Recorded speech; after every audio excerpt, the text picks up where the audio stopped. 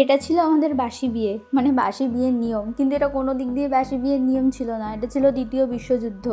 প্রথমত এখানে আংটি খেলা হয়, আংটি গর্তে ছিলই না, মানে আংটি ওর বন্ধুদের কাছে কখন পাস করে দিয়েছে আমি জানি না, দেখিনি, আমরা কেউ দেখিনি। আর আমার মনে হচ্ছিলো আমি অন্য পাড়ায় খেলতে এসেছি, কারণ আমার পাড়ার কোনো ছেলে আমার টিমে ছিল না, সবাই ছিল ওর টিমে, কী করে ওকে জেতাবে। মানে এই কাদা নিয়ে হুড়োহুড়ি, মানে কী যে হচ্ছে। প্রথমত তো গর্তে আংটি নেই, আর কি কি যুদ্ধ হয়েছে সেটা শুধু দেখো।